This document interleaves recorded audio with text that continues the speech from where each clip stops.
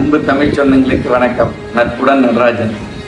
2000 ஆண்டுக்கு முன்னாடி பார்த்தீங்கன்னா நிறைய வீடு சின்னதாக இருக்கும், வீட்டில் மக்கள் நிறையா இருப்பாங்க. அப்போ முழுக்க சந்தோஷமா இருந்தாங்க. அப்போ கிராமம் சார்ந்த வாழ்க்கையும் கிராமத்தோட வாழ்க்கையை முழுசா வாழ்றாங்க. 2000க்கு அப்புறம் பார்த்தீங்கன்னா வீடுலாம் பெருசாச்சு, வீட்டில் மக்கள் தொகை குறைஞ்சி போச்சு, சந்தோஷமும் குறைஞ்சி போச்சு. இப்போ கிராமத்தில் இருக்கிறவங்களும் டவுன் வாழ்க்கையை நோக்கி பயணிக்கிறதா நினைச்சிட்டு கிராமத்தையும் விட்டுறாங்க, டவுன் வாழ்க்கையும் முழுசா வாழ முடியாம இருக்காங்க. முன்னாடி தனக்கு என்ன தேவையோ அதை சம்பாரிச்சாங்க, சந்தோஷமா இருந்தாங்க. இப்ப தன் தேவையை விட்டுட்டாங்க.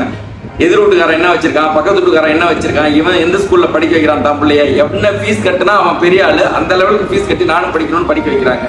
அதனால தான் சந்தோஷத்தையும் இழந்து பொருளாதாரத்தையும் இழந்து நிற்கிறாங்க.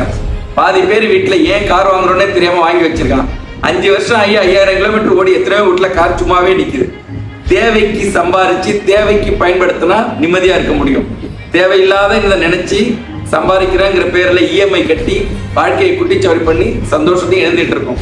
அதனால உங்க தேவைக்கு சம்பாதிங்க, இருக்கிறத நினைச்சு சந்தோஷப்படுங்க. வாழ்க்கையும் நல்லா இருக்கும், குடும்பமும் நல்லா இருக்கும். நன்றி.